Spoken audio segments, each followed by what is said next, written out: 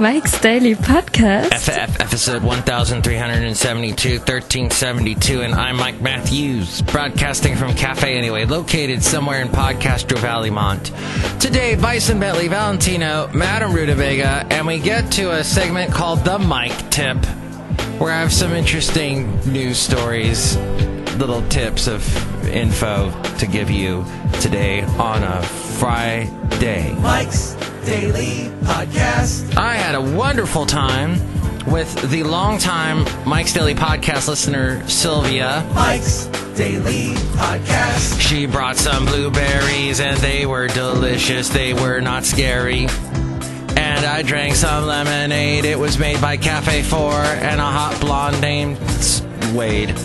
No, that wasn't her name. I think it might have been Lindsay, but I don't know. She's on my Instagram feed, and she couldn't give a crap who I am. Ho. No, she's probably nice. Mike's Daily Podcast. I guess, sometimes you follow people on Instagram and they don't follow you back, and that's okay. That's the world we live in, my friend. Daily where there's unrequited Podcast. Love everywhere you go. Yeah! The streets are littered with unrequited love. Hey, where'd my sound effects go? Thank you. Hi. I got through the heat wave yesterday. I feel good today. I feel like I've climbed a mountain. And I did not see Robert and Christy. Oh, that was the whole thing. Look who just walked in. Hello, Michael Master. It's Madame Rootabega. You got your Comcast bill. I did. And they did raise my rates, even though I went in and I complained to them. And they said, oh, we'll take care of it. They didn't take care of it. They lied. So guess who has to drive all the way back to Dublin, which is where my friend Robert was. Look who else walked in. And Robert locked the keys in his car. So Robert, incidentally, could not get back to Consequently, couldn't get back to his wonderful house and with his wife and have beers.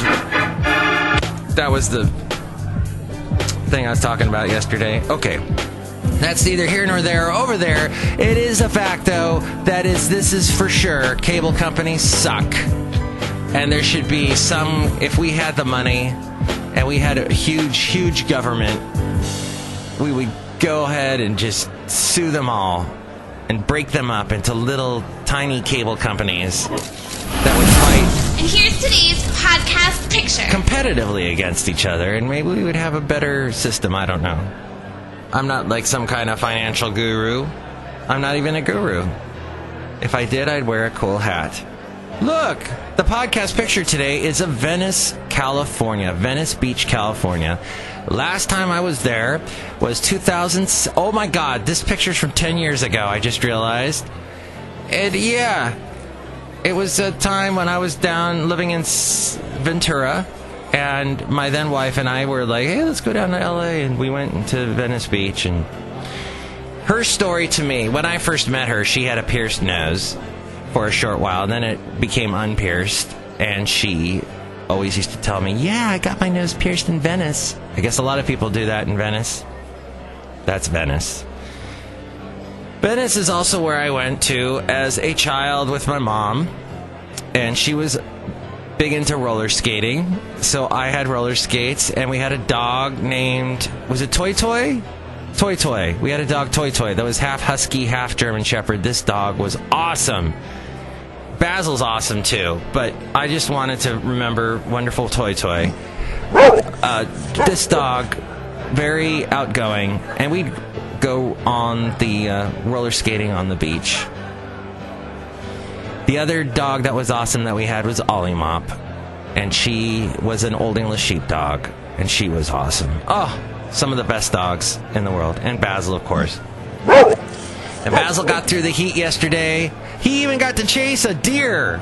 Yeah, on our walk yesterday. We're walking around Cull Canyon, the East Bay Regional Park that they have there, and he sees a deer and he took off after it. And it was in an area. It was an area that was pretty safe, no cars or anything. So he got about as far as this thicket, and the deer, of course, just leaped right over the thicket and was off off into the wilderness.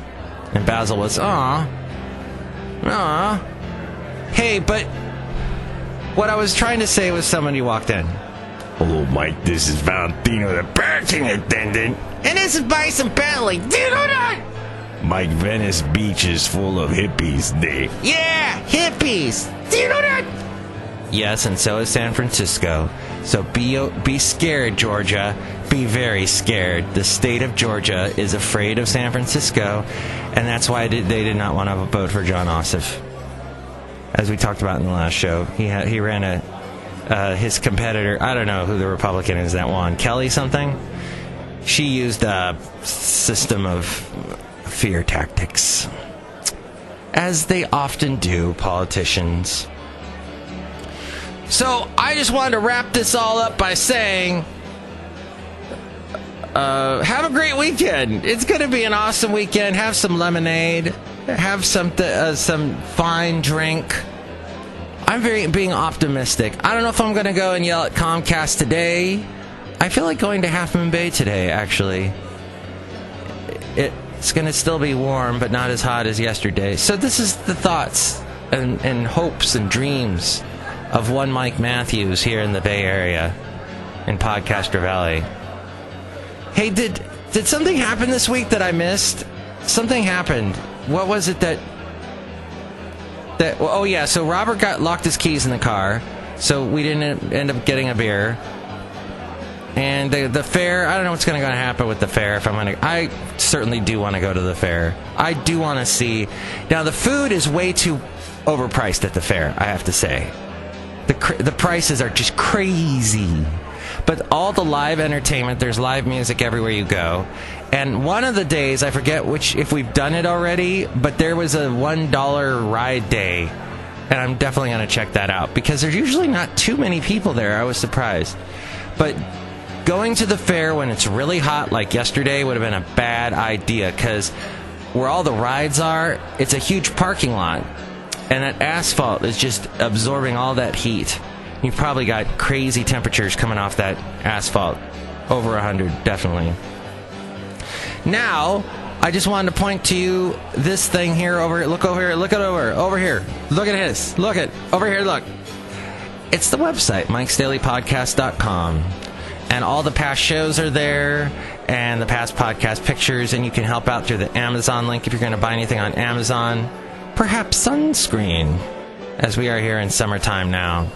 There is a link there, and if you click on that link at mikesdailypodcast.com and buy whatever it is you're going to buy on Amazon, that helps us out. There's also a donate button, a PayPal button, and you can help us out and become an inglorious Mike's Daily Podcaster. You'll get a special personalized MP3 for thee. The Mitford sisters, thank you. That's who I was thinking of, the Mitford. There is a thing on Netflix about the Mitford sisters. I had no idea who they were. They're these British women, all sisters, that one of them became a famous writer. Is it Mary Whitford or Nancy Whitford? And then two of them really stood out because one got all into fascism and met Hitler early on and became a close friend of his, whilst the other sister ended up moving to New York and became a huge proponent for fighting for civil rights. And the two sisters could have been as far away from each other as possible, politically.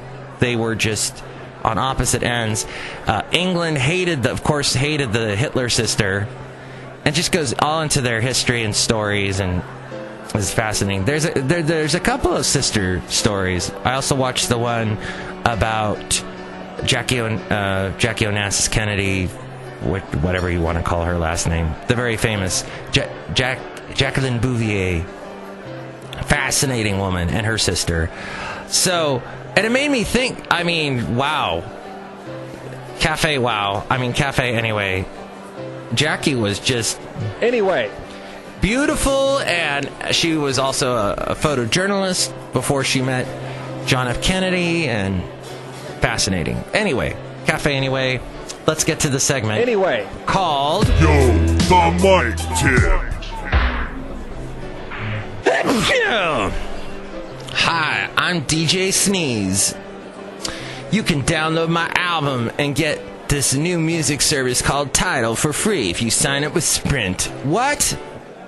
Why is that I don't understand how that's a win-win.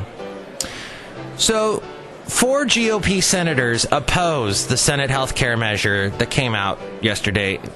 They oppose it in its current form. 4 Republican senators from the conservative wing of their party say they oppose the Senate health care bill as it was introduced by Mitch McConnell, the majority leader of the Senate, yesterday, which places the effort to overhaul the American healthcare system in jeopardy as it heads for an anticipated vote in the Senate. And that is happening next week. Those senators include Rand Paul of Kentucky, Ted Cruz of Texas, Ron Johnson of Wisconsin, and Mike Lee of Utah. They announced in a joint statement that they are all getting married because they love each other so much. And they believe in polygamy. Sometimes the world that I create in my head is way better than the one that's here and now. But I have to tell you that this girl on CNBC is a knockout. Who is she? The blonde. She kind of looks like a young Jack Ryan? From, not Jack Ryan. That's the guy from Patriot Games. Jerry Ryan. Thank you. 7 of 9. Remember from Voyager, Star Trek? She kind of looks like a young version of that. But whatever. Cafe whatever. I got distracted. And you know what? Anyway, I can't apologize enough. All right, we got to wrap up the show. So they negotiated. Their opposition is enough to place success of the GOP measure in doubt. McConnell can afford to lose only 2 Republicans and still pass the measure. And here we got 4 separately, moderate Republican senators voiced concerns about the bill. See, some don't, they want everything Obama came up with torn out by the roots. Others are like, wait a minute, I'm going home. When I go home, I don't want to get yelled at by my constituents. So, can we make some of this work? Said the moderate Republicans. They voiced concerns about the bill, further complicating Mitch McConnell's path to securing the 50 votes needed to get the bill over the finish line, with Vice President Pence standing ready to break a tie. He did that already with the Gorsham? Still, some expressed doubts about whether GOP senators who came out swiftly and forcefully against the bill were simply posturing in order to try to move it in a more favorable direction when it heads to the Senate floor, and eventually claiming credit for reshaping the legislation before a final vote. So, let's move on to Alabama, where I lived for 2 years. Alabama officials are warning residents to be on the lookout for mounds of floating fire ants that could form in floodwaters as Tropical Storm Cindy makes its way inland. For those of you not familiar with a fire ant, this is a bug designed by Satan himself. This bug will walk on your skin, and once it does it, everywhere it steps on your skin becomes a stinging mound of flesh and hurts like hell. I experienced this myself as I had to mow my lawn constantly as I lived in Alabama. I think sometimes 2 times a week. And I would sometimes walk over these little hills pop up everywhere with these fire ants. And, you walk over it, one of them gets on your shoe, or a couple get it, or God forbid you actually don't see where you're standing and you just stand there for a minute while you're trying to readjust or whatever. I was listening to podcasts back as they first came out. And I would download them to my crappy, I had a Sony Ericsson phone, which Ericsson is right here in the Bay Area. I just drove by their building the other day. And I'm trying to adjust, and I look down, and fire ants are all over me, and it hurts like hell. Ow. So that's one of the negatives of Alabama. Just want to point that out. Makes me happy I'm here in California, where I don't really see fire ants. I know there's a type of fire ant. When I lived in Southern California, I grew up in the San Fernando Valley, and I remember seeing fire ants. But these are completely different. These are just crazy. The Alabama Cooperative Extension System, also known as NAMBLA. No, that's a joke from The Daily Show they used to do. Anytime they would do an acronym, they would immediately say NAMBLA, which is not an acronym you ever want to say. So, the Alabama, or ACES, ACES is what that is. They said in a warning Wednesday that the floodwaters will not kill the state's invasive fire ant population because they're indestructible as they were shaped in Hades. The ant colonies can emerge from the soil and band together in a loose ball, which can float on the surface of the water. They can look like ribbons, streamers, or a ball of ants floating on the water. These amoeba-like masses contain all the colony's members. Everybody, worker ants, the brood, which includes eggs, larvae, and pupae,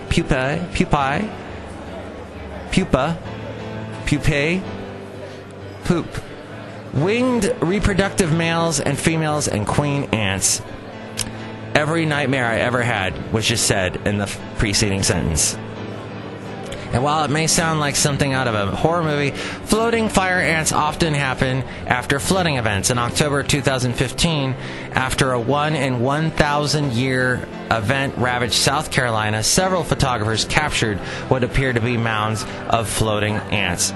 Months earlier, following deadly flooding in Texas, residents also reported seeing droves of ants in flooded yards. Finally, the first phone to successfully integrate a fingerprint sensor in the screen may not be an iPhone or Samsung Galaxy. It could be a phone from the Chinese brand Vivo, which isn't well known outside of China. A Vivo Twitter post hinted that the company will unlock a new solution at a trade show next week. Pair that with the image of what looks like a fingerprint going through a panel, and you have a pretty strong suggestion that Vivo's phone could kick off the next phone trend. The tweet echoes last week's short and very unofficial YouTube video of Vivo's smartphone with a fingerprint sensor built into its display. This will make phone makers aim for bigger displays with smaller bezels. Phones that have a home button or scanner beneath the screen could ditch it to save more space. Companies that can get ahead of the curve to use this software will have more options for reconfiguring the placement of the fingerprint sensor on their phone. As we go outside of Café Anyway, we're bringing Mike's Daily Podcast somewhere in Podcaster Valley. You know, it really is amazing. The iPhone is 10 years old, and there's an article that came out recently. It was mentioned on To The Point, and they were talking to the writer about how so many things had to come together for the iPhone. Things that weren't necessarily big technology at the time, like the type of a touch screen that allows you to touch it multiple times to be able to make things happen, the lithium battery, and the sheer size of the phone that's so small. And when Steve Jobs, if you listen to that audio, they played it on that podcast. When Steve Jobs comes out and he's announcing the iPhone, he says, this phone will allow you to do this, this, and this. He says like 4 things that had never, ever been done before with a smartphone. And the crowd does nothing. Nothing. The crowd, okay, I don't know who was there that day, but we should look up who was there at that day, at that announcement, and say to all those people, what were you on, drugs? Were you on Xanax? Were you just like lithium? What? Were you on lithium? What were you on that you did not even react to somebody saying, hey, I have just changed the world, you morons. React to me. They did nothing. And then somebody in the back finally goes, woo! And then there's like this slow roll of an applause. Watch it, listen to it. It's hilarious. The people at that announcement were idiots. Just sheer dumb blanks. My gosh. Here's this guy, this genius, announcing, hey, I've just created this amazing device. Every teenager in the world will be never ever talk to you again because they're just going to be staring down at these objects, that these invention. They will be looking at my invention. You'll never talk to your teenagers again. You're welcome. No, you should talk to your teenagers. They need to be talked to. They need your help in making sense of this crazy world. So it's hilarious. I was just dumbstruck by how dumbfounded. I was dumb in some manner or shape or form when I heard that clip. And I thought to myself, yeah, it really was amazing what came together to make the iPhone. Of course, Samsung has its version now, and we'll see what happens with this fingerprint, whatever, dealio. Who cares? But the point is, you need to, when you see something that shakes your world, I think the fact of the matter is the people that were at that conference that day were not paying attention. They don't. That's all I'm saying. We don't pay attention enough is what I'm trying to say. I don't know what I've lost attention. I've lost my attention of this show. So next show is going to be the wonderful Chely Shoehart, Floyd the Floorman, John Deere the engineer. Thank you for listening to this show on a smartphone of some device. Did you know that the smartphone was actually created? There was a prototype made way back in the 90s. I think by somebody at IBM. But there was some guy that nobody even remembers anymore created this early smartphone. I should look that up. I wish I had some kind of computer device to help me do that. But I don't. All right. Have a great weekend. Mike's Daily Podcast is written and produced and performed by Mike Matthews. His podcast is super easy to find. Download or listen to his show and read his blog at mikesdailypodcast.com. Email Mike now at mikesdailypodcast@gmail.com. See you tomorrow. Bye!